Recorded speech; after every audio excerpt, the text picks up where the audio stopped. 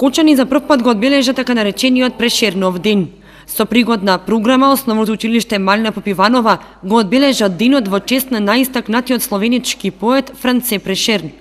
Со своји точки на манифестацијата се представи и Словеничкиот центар Скопје по повод одбележувањето на словеничкиот културен празник Прешернов ден. Пред присутните зборуваше економската советничка на проамбасадата на Словенија во Македонија Мира Лесјак, заменик амбасадор на Република Словенија во Република Македонија. Danas smo tu zbog toga jer Денеска сме тука за да го одбележиме словеничкиот културен празник што во Словенија се празнува на 8 февруари, денот кога починал нашиот најистакнат поет Франце Прешерн. Годинава се одбележуваат 167 години од неговата смрт. Тој е поет кој што има напишано нашата словенска химна, која што е многу убава. sve najbolje. Во Словенија секој февруари е месец на културата со голем број културно-уметнички настани во чест на поетот Прешерн, кој починал на 8 февруари 1849 година. Со цел да ја доближи словеничката култура и до македонците што не живеат во Скопје, Словенички центар во соработка со Основното училиште Малина Попиванова, заедно со амбасадата на Република Словенија во Република Македонија и подпомогнати од Бирото за словенците зад граница и по светот од Република Словенија, настанот го организираа и во Кочани.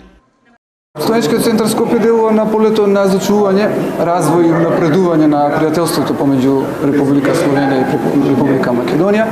Делуваме на полето на културата и сакаме да ги представиме сите оние културни, научни вредности, традиционални фолклорот, традицијата, обичаите од Словенија во Република Македонија. Да ги представиме пред македонскиот народ и пред сите граѓани на Република Македонија. Исто така сакаме сите оние македонски вредности да ги представиме и во Република Словенија. Освен учениците од Основното училиште Малина Попиванова, на настанот учествуваа и учениците од дополнителната настава по словенички јазик, која во Република Македонија се организира веќе 17 години од страна на Министерството за образование, наука и спорт на Словенија и Заводот за школство. Директорот на училиштето го истакна задоволството од соработката со Словеничкиот центар. Чест и задоволство е да се биде домаќин на еден ваков настан. Чест и задоволство е Словеничкиот центар од Скопје кој го избра општина Кочани и нашето училиште за да оваа нивна активност денес ја реализираме овде. А сме биле и сме добри домаќини како општини и како училиште и се надевам дека ова е само еден почеток на една долгогодишна соработка.